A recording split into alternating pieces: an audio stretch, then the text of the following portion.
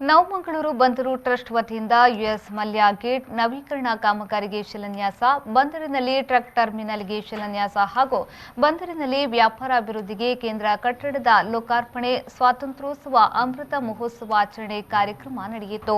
ಸಭಾ ಕಾರ್ಯಕ್ರಮದಲ್ಲಿ ಮಾತನಾಡಿದ ಕೇಂದ್ರ ಸಚಿವ ಸರ್ಬಾನಂದ್ ಸೋನೋವಾಲ್ ಅವರು, ಮಂಗಳೂರು ನವಬಂದರು ಪರಿಸರದಲ್ಲಿ ಅನೇಕ ಅಭಿವೃದ್ಧಿ ಕಾಮಗಾರಿಗಳನ್ನು ಕೈಗೆತ್ತಿಕೊಳ್ಳಲು ಚಿಂತಿಸಲಾಗಿದೆ.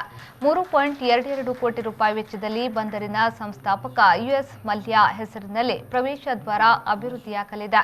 ಎನ್ಎಂಪಿಟಿ ಪರಿಸರಕ್ಕೆ ಅನುಕೂಲವಾಗುವಂತೆ 4 ಕೋಟಿ ರೂಪಾಯಿ ವೆಚ್ಚದಲ್ಲಿ ಟ್ರಕ್ ಟರ್ಮಿನಲ್ ನಿರ್ಮಾಣಕ್ಕೆ ಶಿಲಾನ್ಯಾಸ ನೆರವೇರಿಸಲಾಗಿದೆ ಎಂದು ಹೇಳಿದರು. Karnataka is one of the most important state in the building of modern India under the dynamic leadership of Honorable Prime Minister Narendra Modi ji.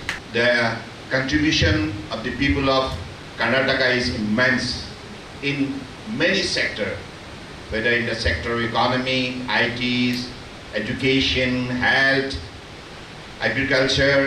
So in many sectors, this particular state has always been playing a very pivotal role, and they are playing a very important role for the growth of the nation.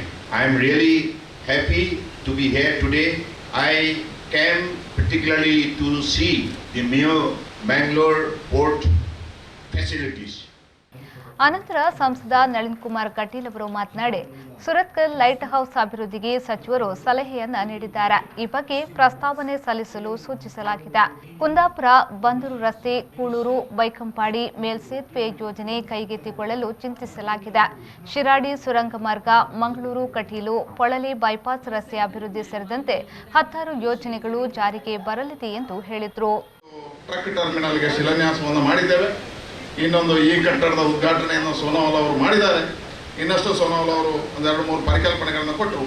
ಸಮುದ್ರ ಮತ್ತು ನದಿ ಎರಡು ಹತ್ತಿರ ಇರೋದ್ರಿಂದ ಇದನ್ನು ಸಂಪೂರ್ಣವಾಗಿ ಬಳಕೆ ಮಾಡಬೇಕು, ಟೂರಿಸಂನ ಅಡಿಯಲ್ಲಿ ಬೆಳವಣಿಗೆ ಮಾಡಬೇಕು ಅಂತ ಹೇಳ್ತಕ್ಕಂಥ ಪರಿಕಲ್ಪನೆಗಳನ್ನು ಕೊಟ್ಟಿದ್ದಾರೆ. ನನಗೆ ವಿಶ್ವಾಸ ಇದೆ, ರಮಣ ಅವರು ಮತ್ತು ಸೋನೋವಾಲ್ ಅವರ ನೇತೃತ್ವದಲ್ಲಿ ಮಂಗಳೂರಿಗೆ ಟೂರಿಸಂ ಈ ರೀತಿಯ ಕಾರ್ಯದಲ್ಲೂ ನಮಗೆ ಹೆಚ್ಚು ಅನುದಾನಗಳು ಬರ್ತವೆ ಅನ್ನತಕ್ಕಂಥ ವಿಶ್ವಾಸ ಇದೆ. ಎರಡನೇದು ಮೀನುಗಾರಿಕಾ ಜಟ್ಟಿ ಈಗಾಗಲೇ ಅದು ಟೆಂಡರ್ ಹಂತಗಳನ್ನು ಮುಗಿದಿದೆ. 2 ಬಾರಿ ಟೆಂಡರ್ ಆಯಿತು. ಮೀನುಗಾರಿಕಾ ಜಟ್ಟಿ ನಿತಿನ್ ಗಡ್ಕರಿ ಅವರಿದ್ದಾಗ ಕೊಟ್ಟಿರ್ತಕ್ಕಂಥದ್ದು. ಬೇರೆ ಬೇರೆ ಅನುದಾನಗಳನ್ನು ಕೇಂದ್ರ ಸರ್ಕಾರ ಮತ್ತು ರಾಜ್ಯ ಸರ್ಕಾರ ಮತ್ತು ಫೋರ್ಟ್ ಇದು ಸೇರಿ ಮೀನುಗಾರಿಕಾ ಜಟ್ಟಿಗೆ ಟೆಂಡರ್ ಆಗಿದೆ. ಆದರೆ ಕಾನೂನಾತ್ಮಕ ಹೋರಾಟಗಳು ನಡೆದಿರೋದ್ರಿಂದ ಕೋರ್ಟಲ್ಲಿರೋದ್ರಿಂದ ಸ್ವಲ್ಪ ತಡ ಆಗಿದೆ. ನನಗೆ ವಿಶ್ವಾಸ ಇದೆ, ಈಗ ಮಂತ್ರಾಲಯದ ಅಡಿಯಲ್ಲಿದೆ. ಸೋನೋವಾಲ್ ಅವರು ಹೋದ ತಕ್ಷಣ ಅದನ್ನು ಪರಿಶೀಲನೆ ಮಾಡಿ ಕ್ಲಿಯರ್ ಮಾಡ್ತಾರೆ. ಇನ್ನೊಂದು ಆದಷ್ಟು ಶೀಘ್ರದಲ್ಲಿ ಈ ಕಾಮಗಾರಿಯು ಪ್ರಾರಂಭ ಆಗುತ್ತೆ ಅನ್ನತಕ್ಕಂಥ ವಿಶ್ವಾಸ.